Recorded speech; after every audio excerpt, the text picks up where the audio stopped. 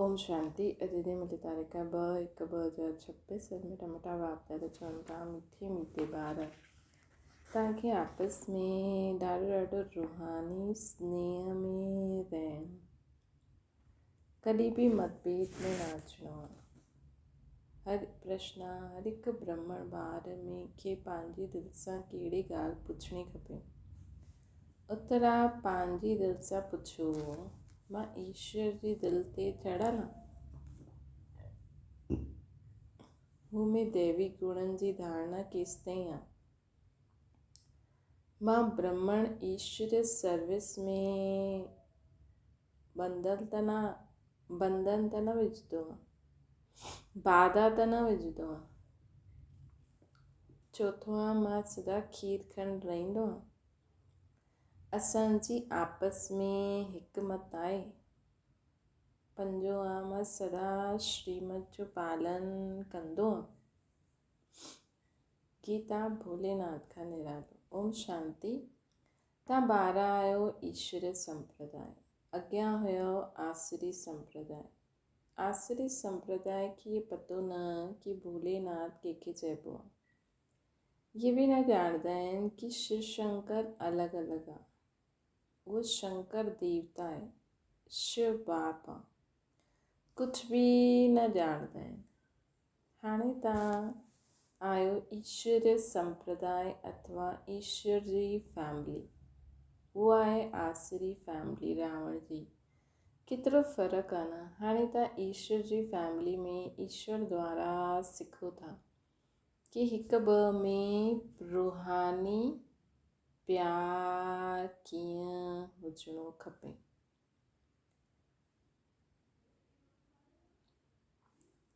कि हिकु ॿ में रूहानी प्यार कीअं हुजणो खपे।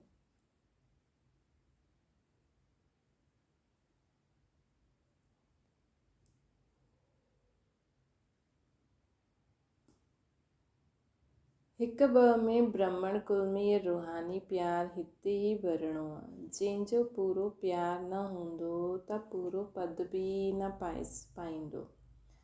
हुते त आहे ई हिकु धर्म हिकु राज्य, आपस में कोई झगड़ो न थींदो आहे।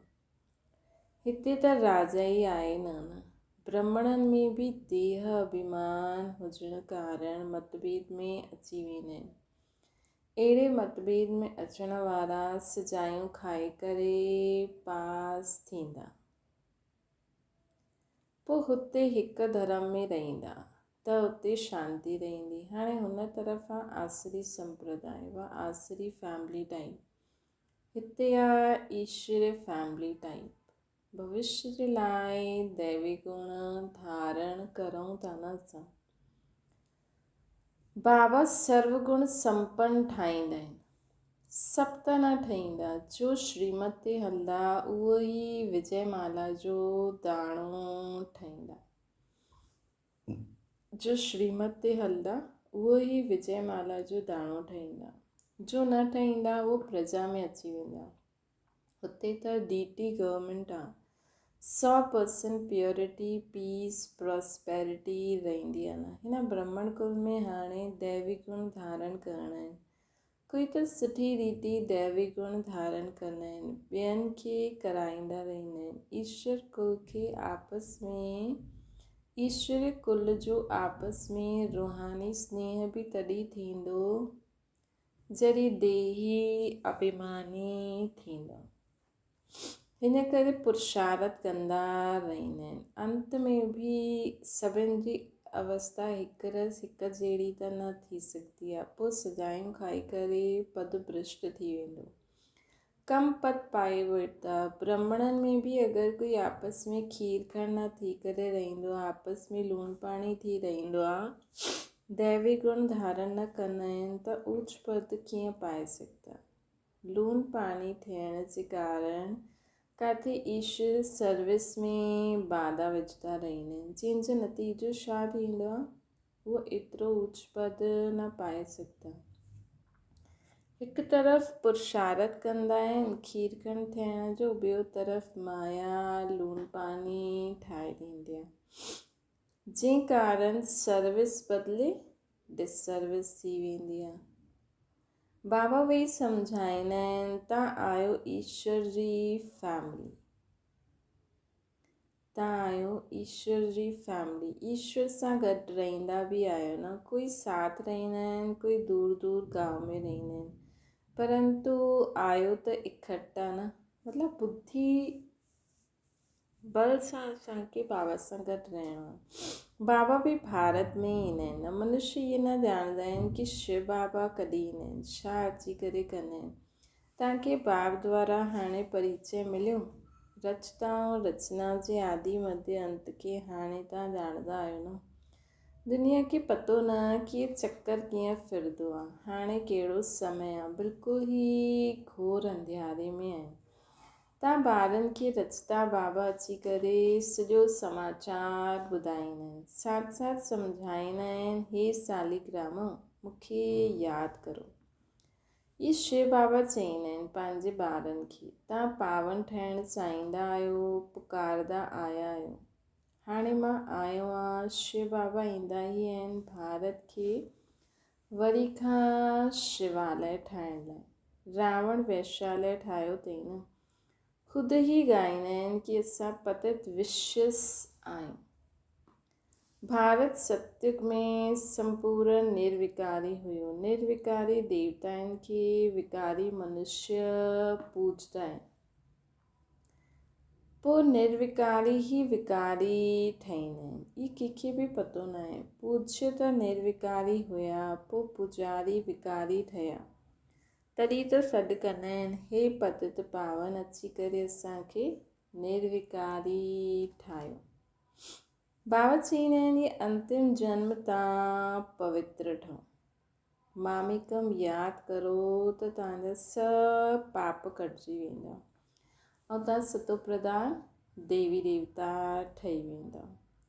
पोइ चंद्रवंशी क्षत्रिय फैमिली टाइप में ईंदा। हिन समय आयो ईश्वरीय फैमिली टाइम। पोइ दैवी फैमिली में 21 जन्म असां रहंदासीं। हाणे ईश्वरीय फैमिली में आहियूं, पोइ दैवी फैमिली में 21 जन्म रहंदासीं। हिन ईश्वरीय फैमिली में तव्हांजो इहे अंतिम जन्म तव्हां पास कंदा आहियो। इन्हनि में तव्हांखे पुरुषार्थ करे सर्वगुण संपन्न ठहिणो आहे। तव्हां पूज्य हुयो, बराबरि राज्य कंदा हुयो, पोइ पुजारी ठहिया आहियो। इहो सम्झाइणो पए, है न, इहो सम्झाइणो पए। भॻवानु आहे बाबा, असां उन्हनि जा ॿार आहियूं त फैमिली थी वियासीं न। ॻाईंदा बि आहियूं, तव्हां माता पिता असां बालक तव्हांजा त फैमिली ठहिया न। हाणे बाबा सां सुख गनेरे मिलंदा आहिनि न असांखे। बाबा चईंदा आहिनि, तव्हां असांजी फैमिली बेशक आहियो, परंतु ड्रामा प्लान अनुसार रावण राज्य में अचण खां पोइ तव्हां दुख में ईंदा आहियो त पुकारंदा आहियो। बाबा जी फैमिली बि दुख में ईंदी आहे। हिन समय तव्हां एक्यूरेट फैमिली आहियो। पोइ तव्हांखे 21 जन्मनि जे लाइ वर्सो ॾींदा आहिनि बाबा। इहे वर्सो पोइ दैवी फैमिली में 21 जन्म क़ाइमु रहंदो। दैवी फैमिली सत्य त्रेता ताईं हलंदी। पोइ रावण राज्य हुजण सां भुलिजी वेंदा आहियूं कि असां दैवी फैमिली जा आहियूं। वाम मार्ग में वञण सां आसुरी फैमिली थी वेंदी आहे। 63 जन्म सीढ़ी किरंदा आया आहिनि। इहा सॼी नॉलेज तव्हांजी बुद्धि में आहे। कंहिंखे बि तव्हां सम्झाए सघंदा आहियो। असुल तव्हां देवी देवता धर्म जा आहियो। सतयुग जे अॻियां हुयो कलयुग। संगम ते तव्हांखे मनुष्य खां देवता बाबा ठाहींदा आहिनि। विच में आहे संगम। तव्हांखे ब्राह्मण धर्म खां बि ब्राह्मण धर्म सां पोइ दैवी फैमिली में अचिणो आहे। सम्झाइबो आहे लक्ष्मी नारायण इहे राज्य कीअं वरितई। उन्हनि सां पहिरियों आसुरी राज्य जा हुया, पोइ दैवी राज्य जा कॾहिं ऐं कीअं ठहिया। बाबा चईंदा आहिनि, कल्प कल्प संगम ते अची करे तव्हांखे ब्राह्मण देवता क्षत्रिय धर्म में वठी वेंदो आहे। इहा आहे भॻवान जी फैमिली। सभु ॻाईंदा आहिनि गॉड फादर, परंतु बाबा खे न ॼाणण जे कारण निरंजा थी विया आहिनि। इन करे बाबा ईंदा आहिनि घोर अंधियारे सां सोझिरे में वठी वञण लाइ। हाणे स्वर्ग स्थापना थिए थो न, तव्हां ॿार पढ़ो था, दैवी गुण धारण करो था, इहे बि मालूम हुजिणो खपे। शिव जयंती मल्हाईंदा आहिनि, शिव जयंती खां पोइ छा थींदो आहे? ज़रूरु दैवी राज्य जी जयंती हूंदी न। हेवनली गॉड फादर हेवन जी स्थापना करणु हेवन में त न ईंदा। चईंदा आहिनि मां हेल ऐं हेवन जे विच में सिज जे संगम युग ते ईंदो आहे। शिवरात्रि चईंदा आहिनि न त राति में मां ईंदो आहे, हला कलयुग जी घोर अंधियारी राति में मां ईंदो आहे। इहे तव्हां ॿार सम्झी सघंदा आहियो। जो सम्झंदा आहिनि उहो ॿियनि खे बि ॾाढनि कराईंदा आहिनि। दिलि ते उहे ई चढ़ंदा आहिनि जो मनसा वाचा कर्मणा सर्विस ते तत्पर रहंदा आहिनि। जीअं जीअं सर्विस ओतिरो ओतिरो दिलि ते चढ़ंदा आहिनि। कोई ऑलराउंडर वर्कर्स हूंदा आहिनि, सभु कमु सिखणु खपे। रोटी पकाइणु, रोटी पचाइणु, बर्तन मांजणु, कपिड़ा धोइणु, साफ़ सफ़ाई करणु, इहे सभु सर्विस आहे न। बाबा जी यादि आहे फस्ट, उन्हनि जी यादि सां ई तव्हांजा विक्रम विनाश थी वेंदा। हितां जो वरसो मिलियलु आहे न, हितां जो वरसो मिलियलु आहे, हुते सर्वगुण संपन्न रहंदासीं। यथा राजा रानी तथा प्रजा, यथा राजा रानी तथा प्रजा, सभु सर्वगुण संपन्न ठहींदा। बाबा चवंदा आहिनि दुख जी ॻाल्हि न हूंदी आहे। हिन समय सभु नरकवासी आहिनि, सभिनि जी उतरती कला आहे, पोइ हाणे चढ़ती कला थींदी। बाबा सभिनि खे दुखनि सां छुड़ाए सुख में वठी वेंदा आहिनि। इन करे बाबा खे लिबरेटर चइबो आहे न।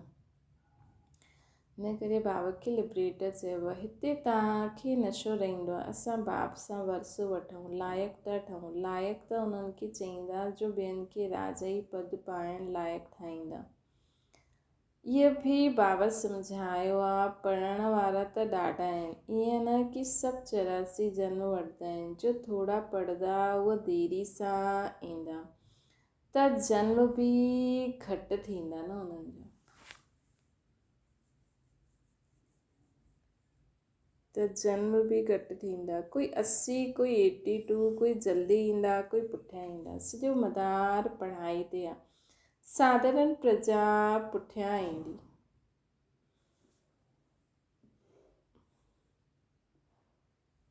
साधारण प्रजा पुठियां ईंदी, उन्हनि जे 84 जन्म थी न सघनि, पुठियां ईंदा रहंदा। जो बिल्कुलु लास्ट में हूंदा उहो त्रेता जे अंत में अची करे जनमु वठंदा, पोइ वाम मार्ग में ईंदा आहिनि, उतरणु शुरू थी वेंदो आहे। भारतवासियुनि कीअं 84 जन्म वरिता, उन्हनि जी सीढ़ी आहे न, इहे गोलो आहे ड्रामे जे रूप में। जो पावन हुया उहे ई हाणे पतित ठहिया आहिनि।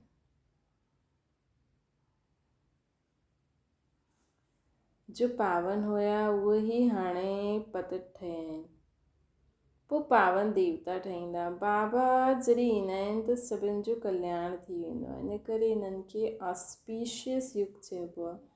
बलिहारी बाबजी आहे जो सभिनि जो कल्याण कंदा आहिनि। सतयुग में सभिनि जो कल्याण हुयो, कोई दुख न हुयो। इहे त सम्झणो खपे, इहे त सम्झाइणो पए की असां ईश्वरीय फैमिली टाइप जा आहियूं,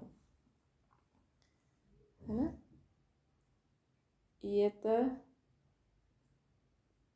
बाबा चवनि था सतयुग में सभिनि जो कल्याण हुयो, कोई दुख न हुयो। इहे त सम्झाइणो पए की असां ईश्वर फैमिली टाइप जा आहियूं। ईश्वर सभिनि जो बाबा आहे, ईश्वर सभिनि जो बाबा आहे। सतयुग ई हिते ई तव्हां माता पिता ॻाईंदा आहियो न, हुते त सिर्फ़ु फादर चईंदा आहिनि। बाबा चवनि था कि ऑस्पीशियस युग आहे, बलिहारी बाबजी आहे जो सभिनि जो कल्याण कंदा आहिनि। सप्तक में सभिनि जो कल्याण हुयो, कोई दुख न हुयो। इहे त सम्झाइणो पिए असां ईश्वर फैमिली टाइप आहियूं। ईश्वर सभिनि जो बाबा आहे। हितां ई तव्हां माता पिता ॻाईंदा आहियो, हुते त सिर्फ़ु फादर चईंदा आहिनि न। हिते तव्हां ॿारनि खे माउ बाप मिलंदा आहिनि। हिते तव्हां ॿारनि खे एडॉप्ट कबो आहे न। फादर क्रिएटर आहे त मदर बि हूंदी न त क्रिएशन कीअं थींदी। हेवनली गॉड फादर कीअं हेवन स्थापना कंदा आहिनि, इहे बि न भारतवासी ॼाणंदा आहिनि न विलायत वारा। हाणे तव्हां ॼाणंदा आहियो नई दुनिया जी स्थापना, पुरानी दुनिया जो विनाश त ज़रूरु संगम ते ई थींदो। हाणे तव्हां संगम ते आहियो। हाणे बाबा सम्झाईंदा आहिनि मामिकम यादि करो। आत्मा खे यादि करिणो आहे परमपिता परमात्मा खे। आत्मा खे यादि करिणो आहे परमपिता परमात्मा खे। आत्मा ऐं परमात्मा अलॻि रहे भूकाल। सुंदर मेलो किथे हूंदो? सुंदर मेलो ज़रूरु हिते ई हूंदो न। परमात्मा बाबा हिते ई ईंदा आहिनि। इनखे चइबो आहे कल्याणकारी सुंदर मेलो।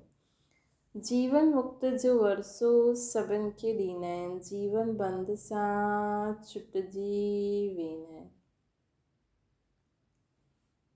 शांतीधाम त सभु वेंदा, पोइ जॾहिं ईंदा त सतो प्रधान रहंदा। धर्म स्थापना अर्थ ईंदा आहिनि। हेठि जॾहिं उन्हनि जी जनसंख्या वधे तॾहिं राजे जे लाइ पुरुषारथ करनि, तेसि ताईं कोई झगड़ो आदि न रहंदो आहे। सतो प्रधान खां रजो में ईंदा आहिनि तॾहिं लड़ाई झगड़ो शुरू थी वेंदा आहिनि। मतिलबु द्वापर कलयुग में बि जो आत्मायूं ईंदियूं, पहिरियों सतो प्रधान जीवन जींदियूं, पोइ रजो में ईंदियूं। जॾहिं उन्हनि जी पॉपुलेशन वधी त राजे जे लाइ लड़ाई झगड़ो कंदियूं। पहिरियों सुख पोइ दुख आहे। हाणे बिल्कुलु ई दुर्गति खे पायल आहिनि। हिन कलयुग दुनिया जो विनाश पोइ सत्युग दुनिया जी स्थापना थियणी आहे। विष्णुपुरी जी स्थापना बाबा करनि था ब्रह्मा द्वारा। जो जहिड़ो पुरुषारथ कंदो हुन अनुसार विष्णुपुरी में अची करे प्रालब्ध पाईंदो। ये सम्झण जी ॻाल्हियूं आहिनि, सुठी सुठी ॻाल्हियूं आहिनि। हिन समय तव्हां ॿारनि खे ॾाढी ख़ुशी हुजणी खपे कि असां ईश्वर सां भविष्य 21 जन्मनि जो वरसो था वठूं। न चइण में 21 जन्म, लेकिन असांखे पूरे कल्प जे लाइ वरसो थो मिले। जेतिरो पुरुषारथ कंदव करे पंहिंजे खे एक्यूरेट ठाहींदव। तव्हां एक्यूरेट ठहिणो आहे तव्हांखे। घड़ी भी लिवर ऐं सिलेंडर हूंदी आहे। लिवर हूंदी एक्यूरेट। ॿारनि में कई एक्यूरेट ठही वेंदा आहिनि, कई अनएक्यूरेट थी वेंदा आहिनि, त कम पद थी वेंदा। पुरुषारथ करे एक्यूरेट ठहिणो आहे। हाणे सभु एक्यूरेट न हलंदा आहिनि। तदबीर कराइण वारो त हिकु बाबा ई आहिनि न, है न। तदबीर कराइण वारा हिकु बाबा ई आहिनि। तक़दीर ठाहिण जे पुरुषारथ में कमी आहे, हिन करे पद घटि पाए वठंदा आहिनि। श्रीमत ते न हलण जे कारण, आसरी गुण न छॾण जे कारण, योग में न रहण जे कारण इहे सभु थींदा आहिनि, है न। छा थींदो आहे? कम पद पाईंदा आहिनि। श्रीमत ते न हलण जे कारण, आसरी गुण न छॾण जे कारण, योग में न रहण जे कारण कम पद पाईंदा आहिनि। योग में न त पोइ जीअं पंडित आहिनि, योग घटि आहे इन करे शिव बाबा तरफ़ लव न रहंदो आहे। धारणा कम थी वेंदी आहे, उहो ख़ुशी न रहंदी आहे। शिकिल ई जीअं मुर्दे मिसल थी वेंदी आहे। तव्हांजे फीचर्स त सदैव हर्षित रहणु खपनि जीअं देवताऊं हूंदा आहिनि। बाबा तव्हांखे केतिरो वरसो ॾींदा आहिनि। कोई ग़रीब जो ॿारु साहूकार वटि वञे त उन्हनि खे केतिरी ख़ुशी थींदी आहे। तव्हां ॾाढा ग़रीब हुयो, हाणे बाबा एडॉप्ट कयो आहे त सभिनि खे ख़ुशी थियणी खपे न।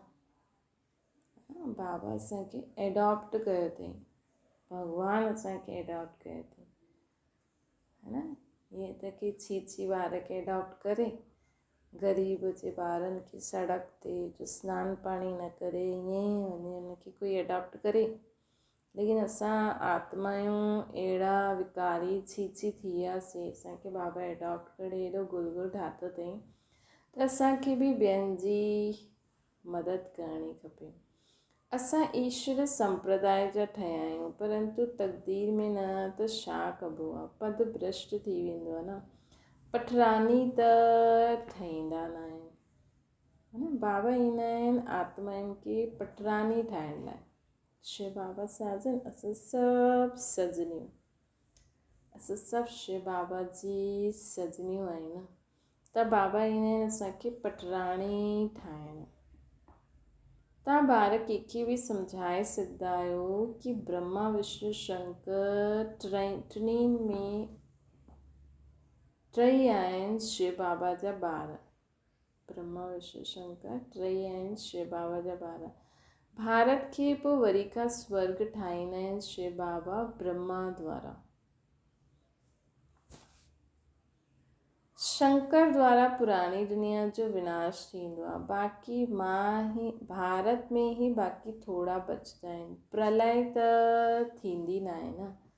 सोचो थोरी सी आत्मायूं केरु बचंदियूं जो नई दुनिया जी स्थापना कंदियूं, न। श्री कृष्ण जी आत्मा, हुन जा माउ पीउ त हूंदा ई सही, बाक़ी हुननि जी राज्य स्थापना करण वारा बि ॾाढा माण्हू हूंदा,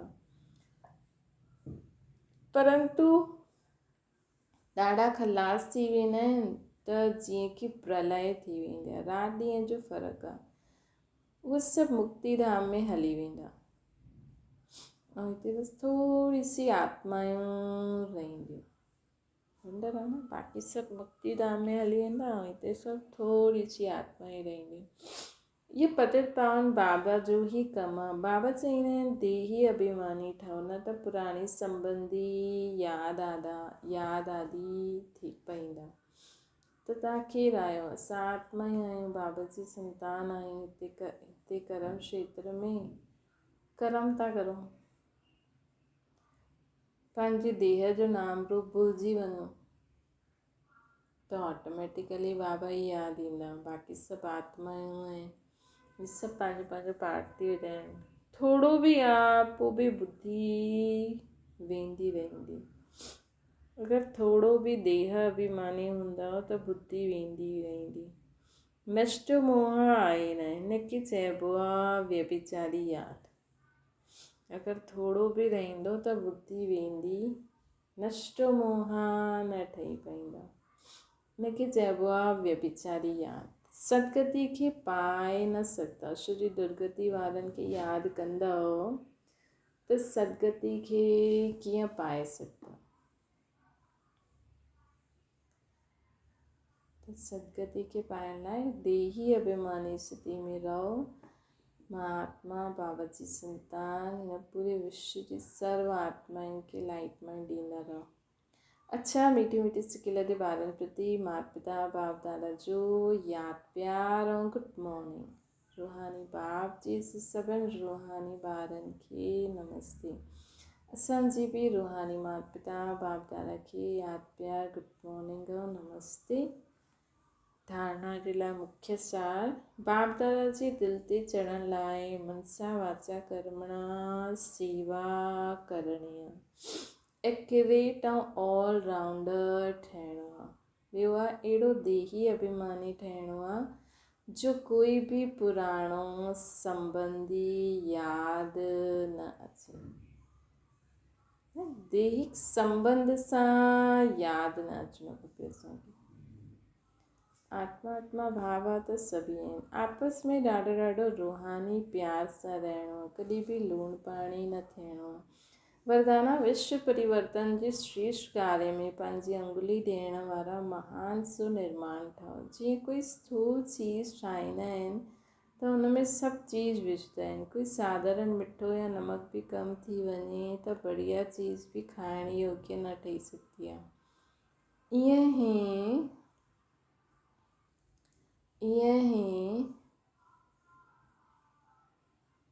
बाबा चवनि था, विश्व परिवर्तन जे हिन श्रेष्ठ कार्य जे लाइ हर हिकु रतन जी आवश्यकता आहे। सभिनि जी उंगली खपे। सभु पंहिंजी पंहिंजी रीति सां ॾाढा ॾाढा आवश्यक आहिनि, श्रेष्ठ महारथी आहिनि, है न। स्पेशली जो बाबा जा ॿार आहिनि, हिन करे पंहिंजे कार्य जी श्रेष्ठता जे मूल्य खे ॼाणो, है न। हिकु गली में बि हिकु आत्मा बि रहंदी आहे त उहो बि ख़ुदि खे ईअं न सम्झे कि असां त बसि हिते ई वेठा आहियूं, छो जो हुन द्वारा बि बाबा ॿियनि आत्माउनि खे लाइट माइट ॾींदा आहिनि। विदेश में कंहिं बि देश में हिकु आत्मा बि आहे बाबा की यादि थी करे त उहो बि श्रेष्ठ मूल्य वारी आत्मा आहे, उहो बि महारथी आत्मा आहे, छो जो हुननि द्वारा बाबा हुन देश में बाबा जी लाइट माइट फैले थी, आत्माउनि खे लाइट माइट पहुचे थी। त सोचो जो बि बाबा जा ॿार आहिनि, जेका बि दिलि सां चईंदा आहिनि मुंहिंजा बाबा, जेका बि बाबा जे लाइ एॾी धारणा करे वेठा आहिनि, हिन दुनिया में बाबा जे हिसाब सां हलनि था, त उहो त कहिड़ी कम जी आत्माऊं आहिनि, है न। त हिन करे बाबा चवनि था श्रेष्ठ महारथी आहे, हिन करे पंहिंजे कार्य जी श्रेष्ठता जे मूल्य खे ॼाणो। सभु महान आत्माऊं आहिनि, है न। भले तव्हांखे लॻे थो इहे छा था करनि, लेकिन उहा बाबा खे बाबा मञी करे हलनि था ऐं बाबा जी मदद बि उन्हनि खे मिले थी, त ज़रूरु बाबा जे कार्य में कोई सहयोगी हूंदो, है न। त असांखे कॾहिं बि अहिड़ो कर्म करे उन्हनि आत्माउनि खे बाबा सां दूर न करिणो आहे, है न। त बाबा चवनि था सभु महान आत्माऊं आहिनि, लेकिन जेतिरा महान ओतिरो निर्माण बि ठहो, जेतिरा महान ओतिरो निर्माण बि ठहो। स्लोगन आहे पंहिंजे नेचर खे ईज़ी सरल ठाहियो त सभु कार्य ईज़ी थी वेंदो। पंहिंजे नेचर खे सरल ऐं ईज़ी नेचर ठाहियो त सभु कार्य ईज़ी थी वेंदा। कॾहिं कॾहिं असां बि पंहिंजे नेचर ते अड़ल हूंदा आहियूं न, त हुन कारण बि कमु न थी पाईंदो आहे। अव्यक्त इशारो आहे जीवन में रहंदे समय नाजुक हूंदे परिस्थितियूं समस्या वायुमंडल डबल दूषित हूंदे हुए बि हुनजे प्रभाव सां मुक्त रहो। जीवन में रहंदे समय केतिरो बि नाजुक हुजे, परिस्थितियूं हुजनि, समस्याऊं, वायुमंडल अगरि डबल दूषित बि हुजे त बि तव्हां हुनजे प्रभाव सां मुक्त रहो। रहंदे हिननि सर्व भिन्न भिन्न बंधननि सां मुक्त रहणो आहे। हिकु बि सूक्ष्म बंधन न, ईअं हर हिकु ब्रह्मण ॿारनि खे बंधन मुक्त जीवन मुक्त ठहिणो ई आहे। ईअं हर हिकु ॿार खे बंधन मुक्त जीवन मुक्त ठहिणो ई आहे। संगम ते ई हिन जीवन मुक्त स्थिति जी प्रालब्ध जो अनुभव करणो आहे। न जेतिरो हाणे असां जीवन में रहंदे अहिड़े समस्याऊं, डबल दूषित वायुमंडल में रहंदे हुए बि अगरि असां उन्हनि जे दुख, उन्हनि जे प्रभाव सां परे रही करे असां बाबा जी यादि में रहंदा आहियूं ऐं सर्व खे बि लाइट माइट पहुचाईंदा आहियूं, त जेतिरो हाणे तव्हां हिन स्थिति में रहंदा ओतिरो अनेक जन्मनि ताईं तव्हां हीअं रहंदा। सोचो बाबा चईंदा आहिनि न बाबा जी शक्तियूं, बाबा जे गुण अनेक जन्मनि ताईं असां उनजो अनुभव कंदा रहंदासीं। अच्छा, ओम शांति। बाबा खे यादि करो।